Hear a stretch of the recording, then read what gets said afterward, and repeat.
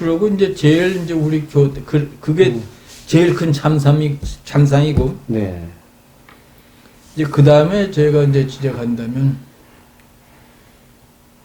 수행을 잘 하건 못하건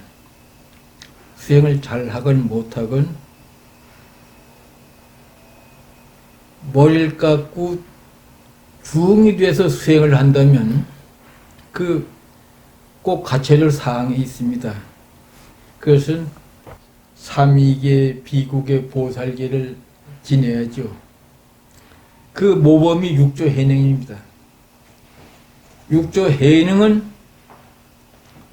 오조 스님한테 의발을 받은 후에 10여 년 후에 네. 인증법상가 그 스님을 만나셔가지고 삼위계 비국의 보살을 받은 네, 그것이 조계종의 그 모범입니다. 설사 도가 있다고 하더라도 육조스님처럼 삼위계 비국의 보살을 받아야 됩니다. 그런데 어떤 이들은 자기는 도를 안 척하고 자기는 유식한 척하고 해도 비국을 받지 아니하고 그 종단 고위직을 누리다가 더 기가 막힌 건 그분이 도한 후에 비국의 척 만들어 아무개한테 아무 스님한테 비국 그 배를 받아놓으라고. 그런데 그걸 만들어준 사람이 율사다. 율사라고는 직함을 가진 사람이야. 그 가짜 비국의 척 만들어준 사람이. 네. 나는 그걸 어떻게 아느냐 하면 72년도 가을에 총무원이 장충단에 있을 때 그때 승려 법계 고심제를 논의하기 위해서 큰 스님들을 초청했는데 그 자리에서 자원스님 하신 말씀이라 법계 제도를 실시 안 할 수도 없고 실시할 수도 없다. 저는 실무자 입장에서 어떻게 법계 제도를 실시할 수도 없고 안 할 수도 없습니까? 해둔 일인데 지금 할 수가 없다는 거예요. 왜 그렇습니까? 지금 방장이고 조실하는 사람 중에 비교한반선이 방장하고 조실하고 있는데 난감하지 않느냐? 그 말씀 중에 있는 사람이 돌아간 후에 소위 율사라고 행세하고 종단 전개사를 했던 사람이 개척을 만들어 줘서 그분 사후 후에 이게 아무개 큰 스님한테 비교를 받은 게라고 그랬어요. 그래 깜짝 놀란 거예요. 율사라고 해서 전개사를 하던 사람이 말하자면 족주 비구에게 가짜 개척을 만들어 족주비가 돌아간 후에 가짜 개척 이거는 조직적으로 무엇인가 잘못되어 있지 않냐? 뿌리채 잘못되어 있지 않느냐? 근데 이런 거를 이 다음 세대는 그 희정이 돼야 되는데 선대가 잘못된 것을 답습하기 쉬워도 선대가 잘못된 것을 희정하기 참 어렵지 않습니까?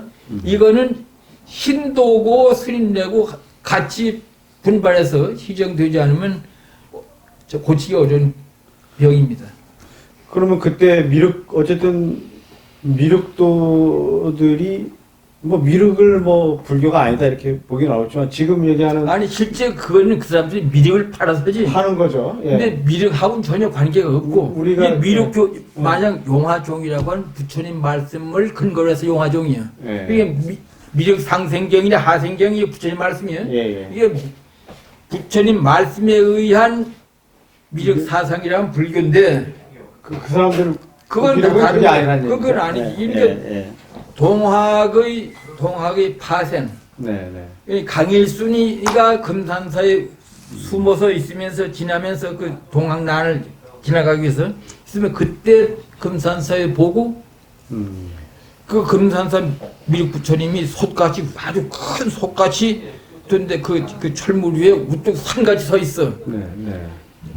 그래서 그 정산이라고 시루에 산같이 우뚝 서는 게 미륵. 그 강정산인 미륵을 정산이라고 표현했어요. 이게 자기가 정산이라고 미륵이라고 하고 때로는 제석천왕이야.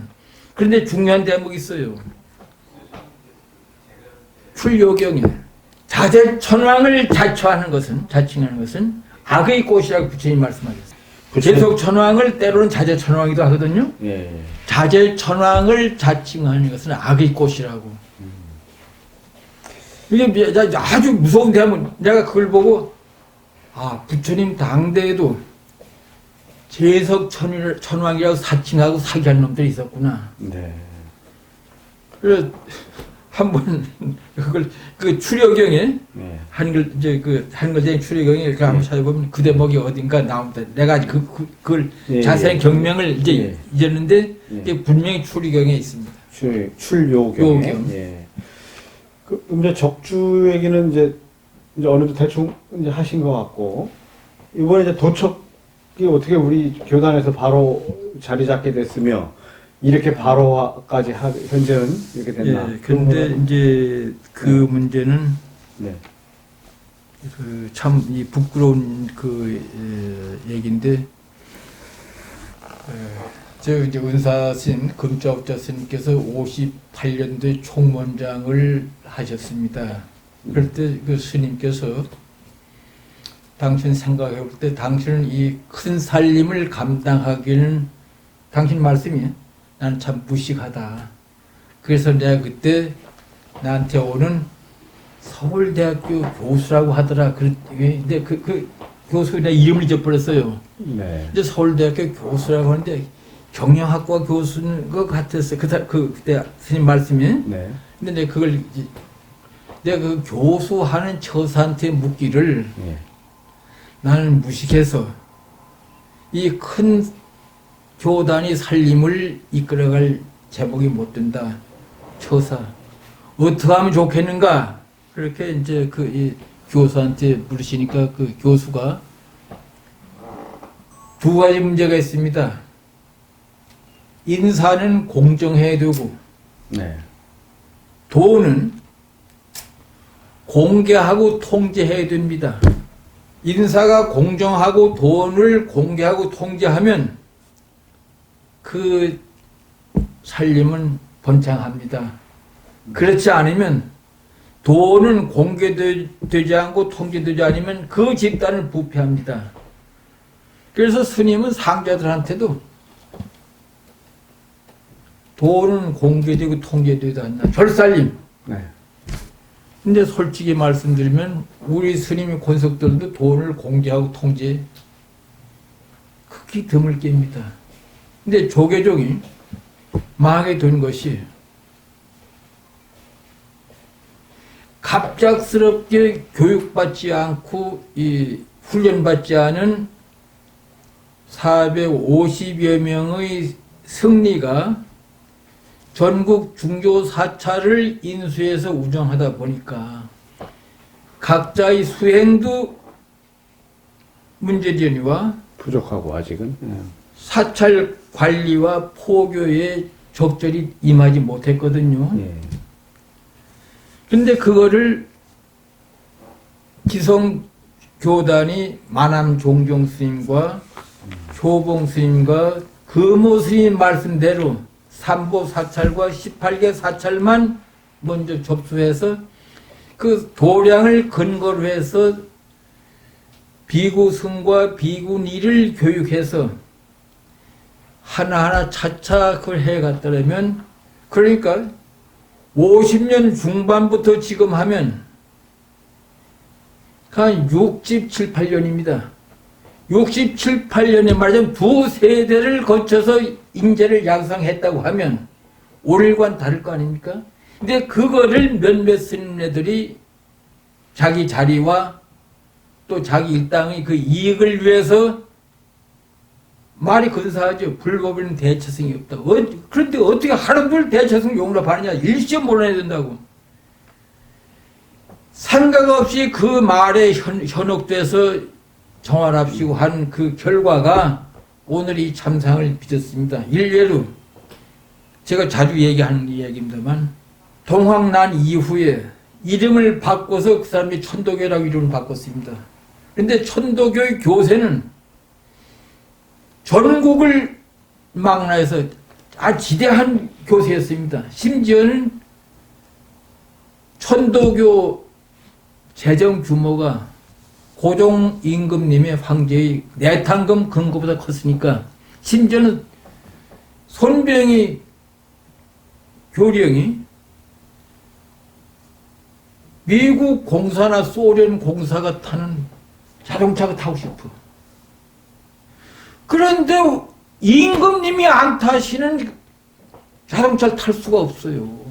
그래서 고종 황제에게 자동차를 사 올리고 그러고 자기 샀어. 고종 황제 이후에 손종 황제 그 어가도 천도교 손병희 선생이 기증한 거예요. 그전에 창경원에 그 차가 있었습니다. 지금도 있는 건 몰라도 그만큼 이 금고가 탄탄하고 교세가 했는데 그때 이 천도교 이 주요 간부들 생활을 어떻게 했느냐. 명월관을 다반사로 출입해. 거기서 다반사로 출입하고 그 주요 간부들 처첩을 거느려. 그리고 심한 경우에 그 천도 고급 간부들이 손자나 그 아이들은 일본 장난감, 미국 장난감을 갖고 놀 정도였어. 나는 그 옛날 그 천도교 고급 간부들이 자손들한테 들은 얘기라. 그러니까 돈이 통제가 안 되고 공개가 안 되니까 그 간부들이 이거 진탕망탕 쓰는 그렇게 탕진돼. 그러니까 오늘날 천도교가 동학의 주류인 천도교가 저 상황이 거기서 이제 몇 단계를 거친 그 원불교는 통제를 해. 공개하고. 그리고 늦게 이제 출발한 진각종. 요새 이제 그 이상하게 이제 그 변부돼가는 이제 대순진료 같은 경우. 그거를 조계종 승려들은 다 산지석으로 삼고 지금에도 이 종단 운영체제를 정비해야 되는데 정비해줄 자리 있는 사람들이 금고 열쇠를 놓기가 싫어. 이래 가지고는 돈에 얼매해 가지고는 저와 제 가족들까지도 옛날엔 일자가 출가하면 구족이 생천한다고 그랬습니다. 근데 요새 이 형편대로 가면 일자 출가에 구족이 생지옥하게 됩니다. 그거를 승려들이 절실하게 생각하지 않아요. 이래 갖고는 이 조계종 승려의 주변, 사원 주변들이 오히려 사회를 정화하는 거점이 아니라 사회의 걱정거리가 되는 이상한 지역이 돼. 이거를 승려들이 자각을 못하면 신도들에도 우리 스님은 그래서는 안 된다. 옛날 그 부처님 당시에 그 신도들처럼 그런 신도들이 승려들을 실질적으로 자각하고 선도하는 입장으로 바뀌지 않고는 이건 백년하청입니다. 이걸 우리 당대의 그 참상을 보는 거예요. 우리 당대의 참상을. 근데 이제 과거에는 옛날 부처님 당시에는 그 스님들이 그 제가자들의 시주에 의해서 매일 밥을 얻어 드시고 지금 이 조계종 같은 경우는 이게 신도들 시주에 의해서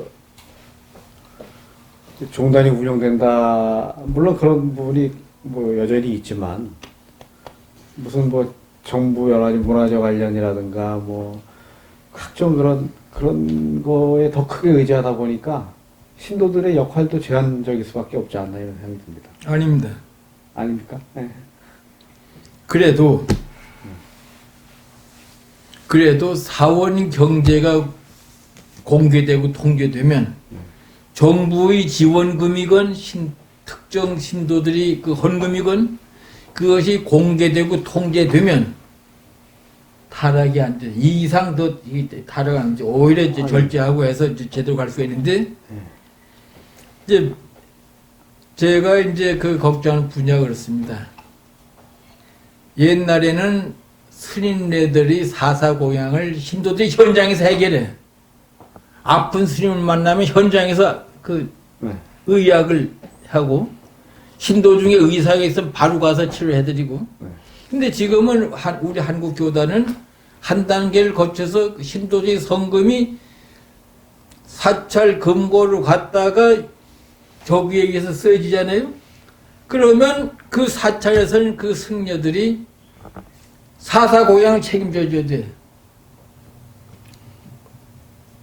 의와 식과 거처, 그러고 약, 신기약. 그거를 해서 승려들이 노후의 병이라든가 이런 것을 걱정 없이 수행하도록 해주는데, 금고와 가까운 사람, 부지지긴과 가까운 사람들은